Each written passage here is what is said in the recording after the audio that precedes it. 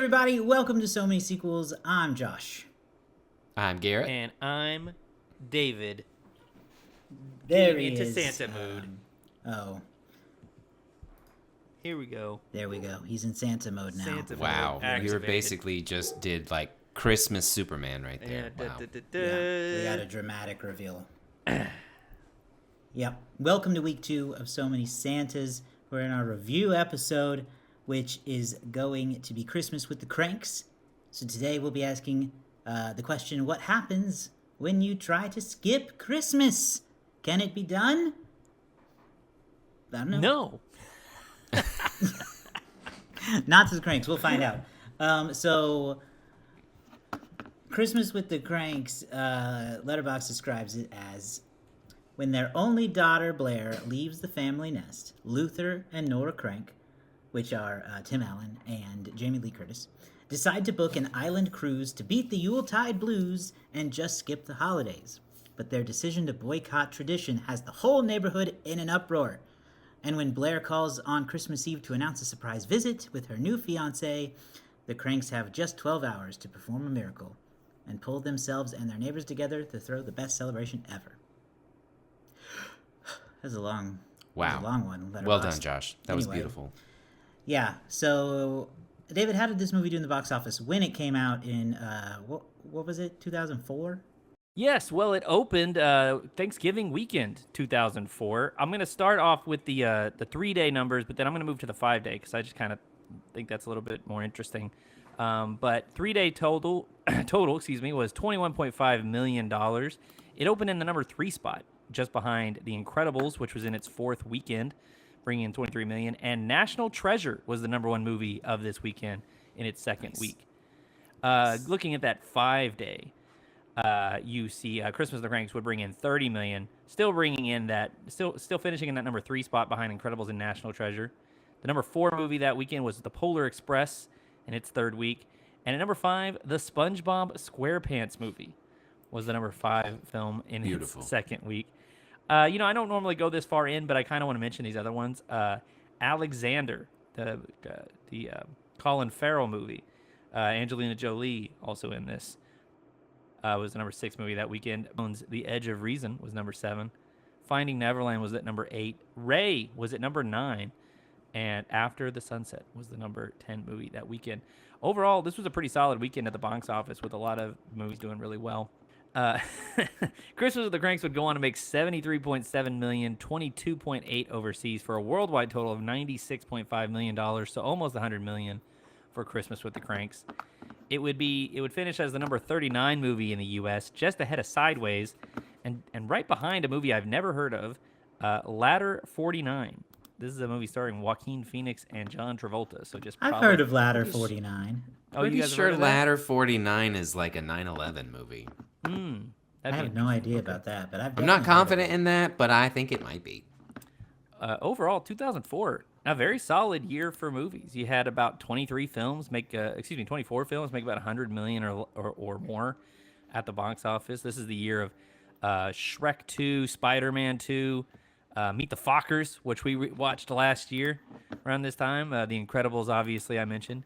This was the year for Harry Potter and the Prisoner of Azkaban. The Bourne Supremacy was out that year, as well as James Bond's The Day After Tomorrow. Or, excuse me, that's not James Bond, but The Day After Tomorrow came out that year. Apparently, I haven't seen the full episode yet, but Ben Stiller did Hot Ones recently, and he said that they actually avoided getting an R rating for Meet the Fockers being the title because they found a real person with the last name Fokker. Beautiful.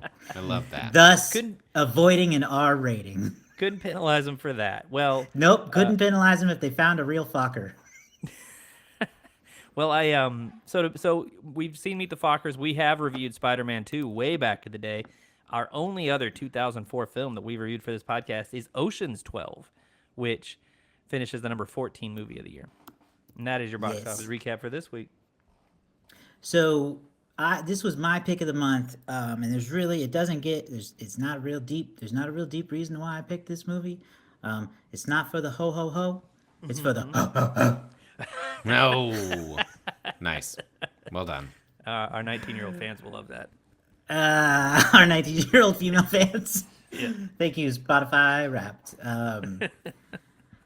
Yeah, I picked it because it's like you gotta have some Tim Allen in Christmas, right? Whether it's the Santa Claus or Christmas with the Cranks, as it were this year. That's why I picked the movie. So let me first ask, just quick poll of the room: has anyone not seen this before? Oh, I had this a- seen it before. Yeah. Oh, so it was the first watch for both of you. Okay, good. It was Both not a times, first watch yeah. for me. So then let me begin with the question for you guys. What were your expectations for this, having not ever seen it before? I had low, to be fair. Oh. Again, we talked about it last week in one of our episodes, but we were talking about how this was kind of at the end of we were 14, 15, somewhere in that range. This movie didn't call to me. It looked pretty dumb. And I was like, I'd rather just watch the Santa Claus, I think. I don't need to see this. This isn't one that I want to go check out. And so if it's not one that I really want to see or grew up seeing, it's going to be difficult to make it into the Christmas rotation, right? You've got X amount of movies that you know that you're going to feel the Christmas season with. And to throw something else in there, unless you're watching it with a friend or for a podcast or for some other reason, it's not going to be one of your top tiers. And so I think that this one just kind of it fell on the I'm too old for this kind of a thing. Mm-hmm. So my expectations were also fairly low because I've never really heard great things about this. I've always heard it mentioned sort of in a joking fashion. In regards to like, do you want to watch Christmas with the Cranks? Like, it's not like no one's ever excited about it, Yeah. And I told you last week how I often confuse it for Deck the Halls with Danny DeVito and Matthew Broderick. But I think, Garrett, you said something just a second ago, and now I've forgotten exactly how you phrased it, but it occurs to me why I think this movie did not appeal to me when I remember seeing like trailers for it when I was 13 or 14. Tim Allen in the Santa Claus, that feels like it's for kids, right? Christmas with the Cranks feels like it's for parents. Mm-hmm. And so I think as a 14-year-old, there was a little interest because it was like, it just seems like a grown-up movie. I mean, yeah, there's not really kids in it. Yeah. Not really. And the main characters are, midlife boomers. It's a grown kid. It's a college kid. So I think it didn't really appeal to us when we at the time that we would have been able to watch when this came out for us, because it just it looked like it was more aimed for our parents than it was for us, and we could go see National Treasure, Yeah, I agree with that. Josh, you had seen this movie before, so how were your expectations? Yeah, going I into certainly it the second time, or at the however many time it's been for you. I couldn't tell you. It hasn't been a ton because this is not, like, spoiler alert, not like a favorite Christmas movie of mine by any means. We just have to pick one. That's the rules of the month. Well, and so it's there was good reason. Mm-hmm. So I don't know that my expectations were any different this time going into it. I think I always hope to enjoy any sort of Christmas movie that I watch. I think I definitely didn't see it when it first came out. I think I also avoided it for a long time for a lot of the reasons you guys already said. I definitely saw it like on TV the first time, and I just kind of think it's just like there. And I think you said it best, Garrett, when you were like, you just always watch the Santa Claus. When you're looking for a Tim Allen Christmas movie, why would you not just go straight to the Santa Claus?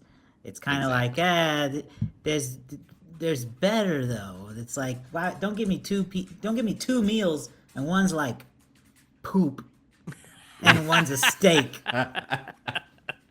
You know what I mean? What an extreme. It is. One's on the naughty though. list and one's on the nice list. I just think there is a wide gulf, a gorge, Grand Canyon between the Santa Claus and Christmas with the Cranks. Well, like one's a Whataburger. That's fair. I don't disagree. Yeah.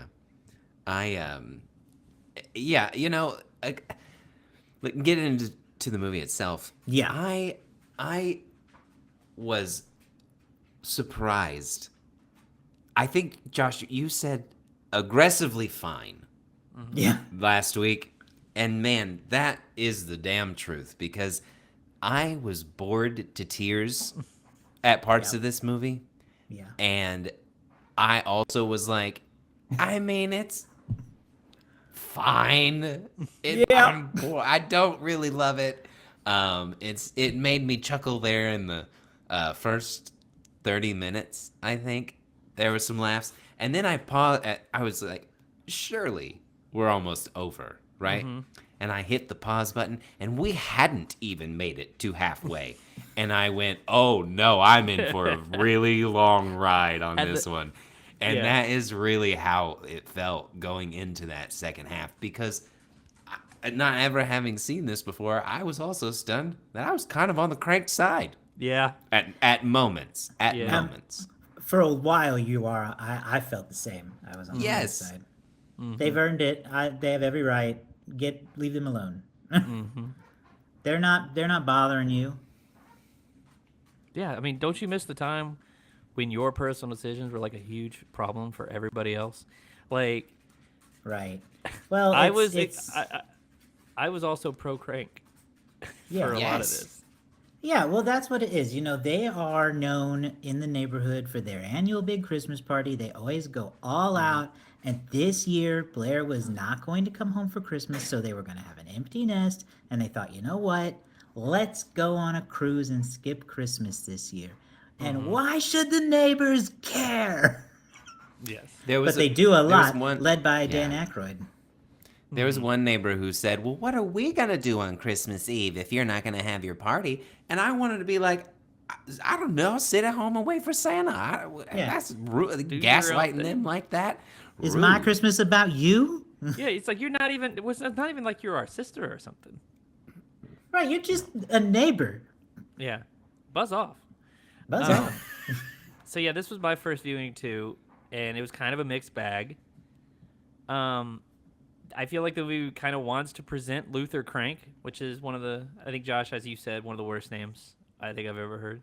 I was like, Nora, I don't know what her name would have been, but you married a man named Luther Crank. You almost get what you just So I feel like they wanted him to be the bad guy, but this neighborhood was so over the top and in their business that I was like, I'm with him. He is too stubborn. I think he brings a lot of what ends up happening onto himself, because I think he could have just like appeased them and gone through some of the motions, and then still they would have gone on their cruise and nobody would have cared. But I think that's part of the problem with the movie just in general is that you have to like and dislike all the characters at different points.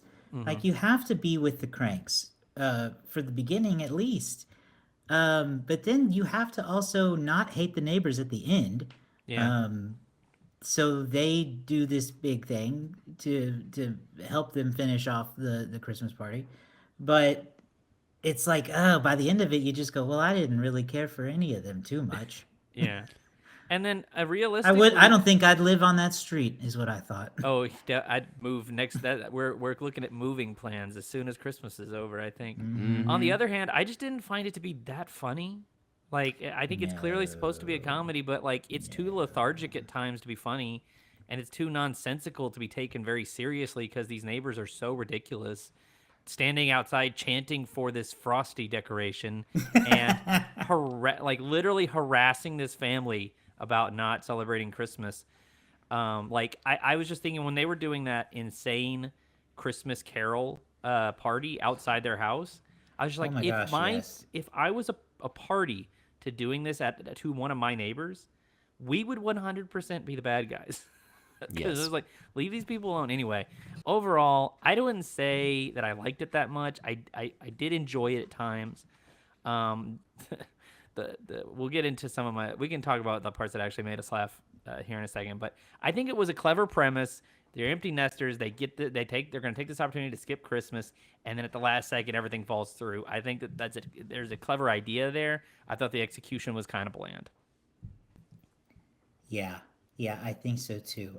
So do you guys think, how does it feel as a Christmas movie in the sense of like the spirit of Christmas? Do you think the spirit of Christmas is there? Because I have questions about it. I think at the end, it is. I think there's a moment. I again, this movie does such a weird thing because you start on the Crank side, and then Tim Allen gets more assholey, if you will. Right, they make him the actual bad guy while they make Nora slowly better, like the good guy faster than him. Yeah, and I had a problem with them just being like, you calling us on Christmas Eve? Like, we want to see you, but we got a cruise. We going, but like, we ain't just here. like, tell the truth.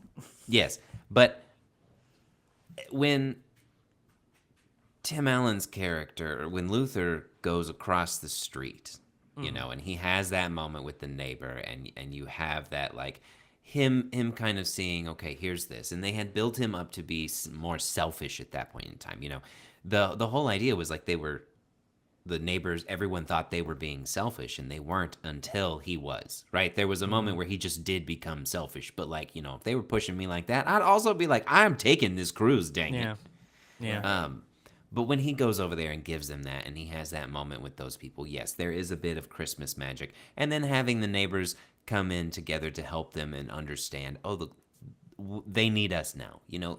So there is a message of Christmas there, but it is just, you have to hate everyone to get to that moment. And then it's like, it's not that good. Yeah, I think I think this checks a lot of boxes that could go into sort of an anti-Christmas movie in a way.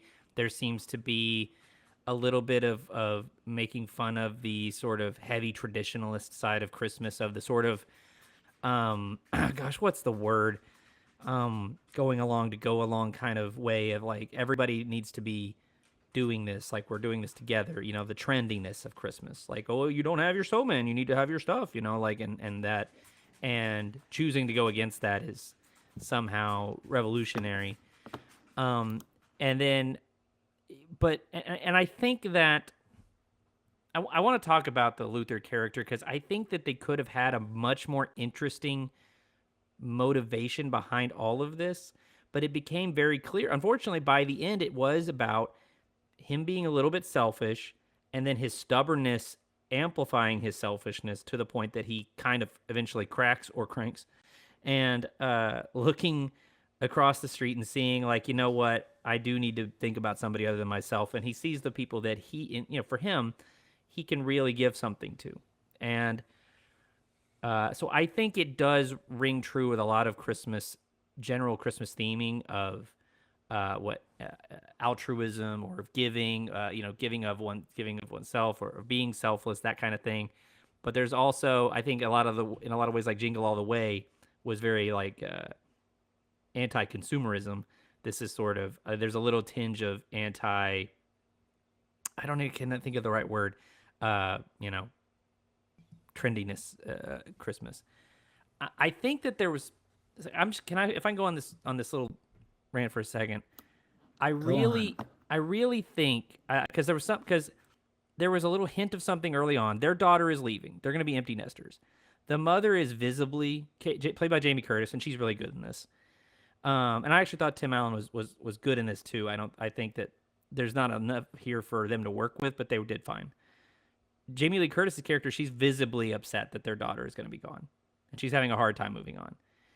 And it felt like at times the way that Luther Krank is dealing with his daughter leaving their life, essentially, or leaving them, that his motivation is to try to push it out of his head as much as possible. That, like, because he's a boomer in his 50s in 2004, it's not culturally acceptable for him to just be sad about his daughter leaving the house, that he needs to fill that void with something. And that could have been a really interesting thing to have happen at the end for him to kind of, you know, open up about, I just am sad that our daughter is leaving, that she's moving on, or that our child is leaving. And I just kind of felt like this one thing would make me happy to go on this cruise. It could be, you know, to, instead of being alone in this house on, you know, just the two of us on Christmas, or having all these people in our face at Christmas time, that, you know, I just want to be here with my daughter. I don't care about the party or things like that. I felt like that could have been a more emotionally resonant ending.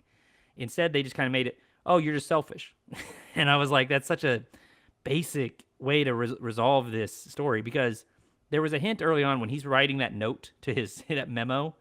He pauses after he says, "As you may know, our daughter is leaving for Peru," and he pauses and he goes, "To join the Peace Corps." Like there was like a moment of hesitancy, like that was something he was sad about. So I don't know. I kind of feel like the ending to me was just kind of basic, and I think that there was something there that could have been better. And I know that people don't like it when people are like, "Oh, I'm going to write the movie better," but that was, I don't know. That's just something that I was thinking about. That was where my head went as I was watching this movie. Excellent. Well, that was your rant token for the episode. So I There you go. hope it was well. What do you guys think? Do you guys think Hope that's it was well. do you guys think that the way the movie resolves is satisfying for you? Of I don't think course the way not. it started was. No, I never anticipated a satisfying ending by a third of the way through. I think, it's just like watching them harass these people for so long. I was like, I don't see how this goes anywhere good. And you talk about the emotionally dissatisfying ending. I'm like, why is there a robber in the end now? Yes. Like that's where I'm like the ending was biffed there. Like that they was just so needed to tacked on. extend it a little bit for some reason. Yes. And had a thief in the back seat of the cop car trick this kid. Yeah. Spike. I just think that you're giving too much credit, Yeah. David, because again, we live in our year of our Lord almost 2025, and men still don't know how to handle their sad feelings. I know. They don't know how to express them then. They didn't know how to express them there, because I will say I do agree that it looked like he didn't know how to handle it. Like when they left at the airport, he looked like he didn't really care. There was a moment of him kind of being like, "Oh," but he was like not expressing that to his daughter. Didn't even say "I love you" whenever she got on the plane. That was something that I noticed. Like he didn't even acknowledge that. And that is not uncommon in a world of this. Like men are not necessarily taught to deal with their emotions. But I also think And I will say, when he's writing that letter, I thought, because of the person playing him, I thought he was upset that his daughter had joined the Peace Corps. Not that he was remorseful that she left, but that he was like, she joined the Peace Corps. Ugh, lame. And then continued to be like, so we're skipping Christmas, because that was the moment where it turned. So I don't think that there was any emotional thought put into that character. no, and I wish there had been. I genuinely don't remember any. The only laughs that I remember having were at the beginning, and they were just kind of like, it was like, oh, okay, a humorous thing kind of happened, so I'll give it a chuckle. But after that, I don't remember much of anything that I was like pleasantly surprised or engaged with. Like you mentioned, some of it was just too stupid. Like the honey ham thing was like, I don't know, I didn't find it funny. Them stealing, if you will, the Christmas tree from the neighbors, like that wasn't that. Yeah. None of it was like, none of it got me. I think that I think that you mentioned this is a movie for parents, and I think that you are correct in that. I think that, over time, a certain age range of parent would really love this movie. I laughed at two non-verbal jokes. One was Tim Allen's Botox. Oh, Okay. I thought you'd hate that. I did, but that didn't mean I didn't laugh at it. And two, this is the stupid joke I allowed it, I guess. I laughed at the airport when the cop was holding up the sign that said Enrique. Instead of Enrique, it said Blair and Enrique. Yeah. That was so stupid, but I laughed at. I was like, you got to really read the screen to get that joke. You do. You gotta be paying attention. You got to sound it out. I want to say real quick that I was there's like, Enrique. the person that was holding that sign was Gary Busey's son, Jake Busey. Yes. Just for the record. And then some of the other side characters in this are in that show Chuck. Like when Big Mike showed up as his neighbor, I was like, "What, Big Mike?" And then I was going through the credits after that, and I also saw that uncredited in Christmas with the Cranks is Laura Hall, the pianist from Whose Line Laura Is It Hall and Anyway? Linda Taylor. Yes, I Laura was Hall, stunned really. to see her in there, and I tried to find her, but so many years ago. But I just thought that It was is a funny. great cast. You know, we talked a lot about Tim Allen, but I think we also got to spend a few minutes on Jamie Lee Curtis. Jamie as Lee and as Dan kind of his. Aykroyd, yes, Yeah. Yes, she's kind of his foil in this, in yeah, that she's the one. Like this was, she's like down with this, but then like she immediately is like, "No, Luther, just a little Christmas," and it's like, ah. it was nice to see Jamie Lee Curtis like really seem to enjoy her part. Like she really leaned into it, had a lot of fun, and I appreciated that because most of the time I'm just used to seeing her being chased by a serial killer. Yeah, she's very funny. She could like one of the problems with this movie is all of the comedic talent is kind of wasted with the script. But she's very funny still. Like you know, she's got that scene where she runs into the father at the tanning salon in the mall, and she's like trying to cover herself with this tiny towel, and she's freaking out. And I the whole time I'm like, why is he standing there talking to her still? Yes, this is Please not appropriate. read the room Why and are you leave. bothering to continue this conversation? Yeah, it's so funny. And then yeah, let's talk about Dan Aykroyd, another legend in this movie. He plays Vic, the I guess Villain. you'd call him the villain, the lead guy in the neighborhood who's like, hey, you gotta do Christmas. He needs the Frosty. He's leading the charge, and then he also leads the charge to prepare Christmas for Blair at the end. What do you think about Dan? I always like to see He was. him. I love to see Dan. He was perfectly forgettable in this one, though. You would, yeah. All right. Well, we were about at the end of this movie, I think. I don't have much else to say about Christmas with the Cranks. It wasn't one of my favorites, unfortunately. But do you have any like? What's your final takeaway? I ain't gonna watch it again. Nah, yeah. I'm just not. It wasn't funny. It wasn't. By the end, I was like just doing stuff on my phone. I was out of it. Yeah. I was like, nah, moving on. Yeah. It is definitely one of those movies that you could easily just watch with your phone in your hand. Yeah. Yeah, I would agree. I probably won't watch it again intentionally until I either forget a few years down the line that it's not as funny as I hope, or that it's like unintentionally just like in the background somewhere. Yeah. There's a lot better movies. What about star rating? That's a tough one. I can't decide. Honestly, 2.5 seems high. It does. But based on my scale, it's like 2 okay is 2.5, and then not good but entertaining is 2. But this wasn't entertaining, but I don't think it's a 1.5 star movie. Yeah. But it might be. I think for me it's gonna be Too Frosty the Snowman. David, what's your final takeaway and your rating? Yeah, I don't know. At the end of the day, it's going to be mostly forgettable. Clever idea, poorly executed is the range for my 2.5. So I feel like 2.5 is about as good as I can do. I did enjoy. So there's one moment in the movie where there was one shot in this movie that I actually really liked, and it was when they do this like true. There was a long shot of Tim Allen standing, quietly in the snow between the two houses at the end of the movie. And I was like, that's actually a really nice shot. Like, I like that. I don't know. I'm not like a camera person normally, but lonely man standing between houses at Christmas time with the snow coming down. I was like, this is a good shot right here.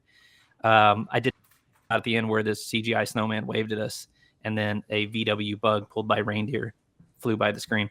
So yeah, 2.5. That was best weird. I can do. That VW bug at the end was weird. I'm gonna go with I think this movie's gonna make me readjust my scale. Dang it! But Wow. I'll give it a Christmas 2. I'll give it just 2? a 2. Yeah. So a All 2, right. 2, and a 2.5. On that note, it's time to shift into the Letterboxd game and see what that community thinks of Christmas with the Cranks. Oh, can't be I.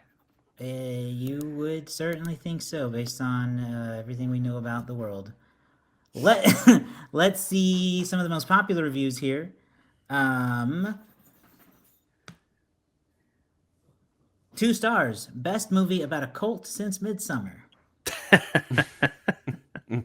I should say Half- until Midsummer. Half a star. Why does this town act like a creepy cult? Yeah. Wow, returning theme here. 1 star. I'd rather spend Christmas with the shits. Oh. And then figure this out. 5 stars. This is the worst movie I've ever seen. Oh. Mixed They're just signals trying is to what mess we the call that. algorithm in there. Yeah. Well, Yeah. Josh, Mixed you signals. are What do we think? you are in Me? last place currently, but still a very high point total. You have 18, just behind me at 20, Garrett at 21. So, Josh, you are up first. 2.5. Okay. I'm up next. I'm going to go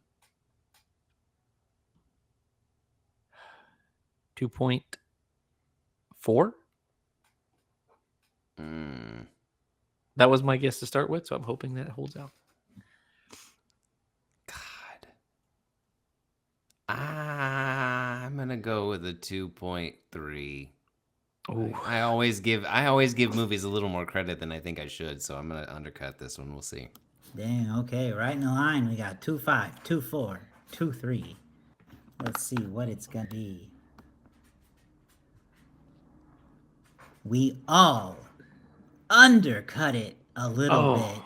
Dang it! Which Is it means I am the 2.6? winner. It is a 2.7, actually. Oh, I was gonna, Wow. dang it! Wow. 2.6 was my other guess. Dang. See, I have to say should that's get my higher. credit. It's higher than I think it deserves from Letterboxd. Yeah, I'm honestly a little surprised. Same. That We're means not riding the same kind of vibes as we usually do with the Letterbox. There's so many Santas. I really thought that our lowest So Many Santas movie we have reviewed is Hot Frosty at a 2.1. We did that last week, and previously it was Four Christmases, which is a 2.6. So I really thought this was going to be lower than that. But wow, okay, 2.7 from Letterboxd. 2.7. That's yep. Shout That out Where to does the that bring the Kranks. totals at, David? So that brings Josh is still in last, but he's inching closer because he is at 19. I'm at 20. You're at 21. Wow. With just 2 episodes left, Wow. Josh could, if Josh gets a direct hit next week, you guys are tied. Well, that's the know. thing. The game is Or- still don't let David win. I mean, Yeah. anything can happen. I mean, basically, if Josh just keeps winning for the rest, if Josh wins the next 2 episodes, we'll finish the year with a tiebreaker. Oh Lord. You know, Wouldn't that be exciting? that's crazy. Yikes. So anyway, we'll see what happens. We are up against it, and remember, we're playing for the prestigious trophy, which I've held for a combined 720 days, I think, or something like that. Woof. We got to get that trophy back. All right, that's going to be it for us this week. We've got more So Many Santas coming up throughout the month of December. So be sure you subscribe to the show on YouTube. Just search So Many Sequels there or in your favorite podcasting app. You can also watch our videos on Spotify if you are a podcast listener through Spotify. Be sure to follow us on social media. You can catch us on Instagram at So Many Sequels Pod and Threads and TikTok. And then you can head to SoManySequels.com. We got all of our past episodes there and links to our social medias, all that good stuff. We'll see you guys next week with more Christmas fun. Ho, ho, ho. Oh, oh, oh.